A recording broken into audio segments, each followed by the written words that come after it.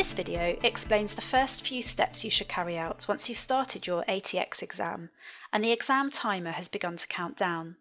Let's start. Here we are at question 1.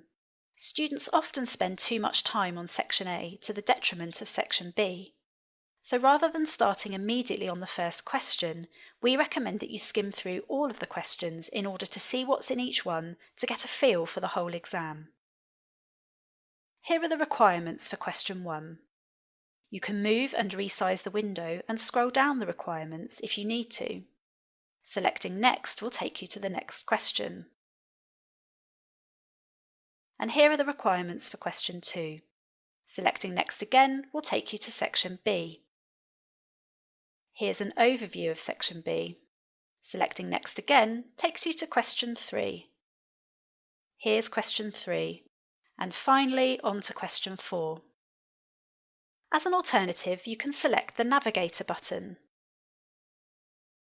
This will give you a list of all the questions in the exam. So if we select question 1 now, we go straight back to it. This makes it very easy for you to skim through the requirements and get a good picture of the exam. It's very much like flicking through the pages of a written exam. We recommend taking just 2 or 3 minutes on this step before getting on with the questions themselves. You should also work out how long you're going to spend on each question. This will set you up properly for the next 3 hours and help you avoid running out of time. So open the scratch pad and use it to make a note of the question timings. You should spend around 1.8 minutes per mark. And in ATX, question 1 has 35 marks and question 2 has 25 marks. That means you need to allocate 63 minutes to question 1 and you need to allocate 45 minutes for question 2. Section B consists of 2 20-mark questions, so the time allocation for questions 3 and 4 is 36 minutes each.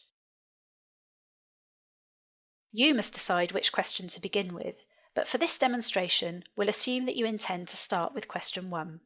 So let's look in more detail at this question. The right-hand side of the screen gives background information about the question and directs you to the exhibits. You may wish to highlight key points in this information. In Section A questions, the Requirements tab contains high-level information about what you need to do. However, one of the exhibits will contain the detailed requirements, so reading the exhibits is essential to understand what you're being asked to do before you start your detailed answer planning.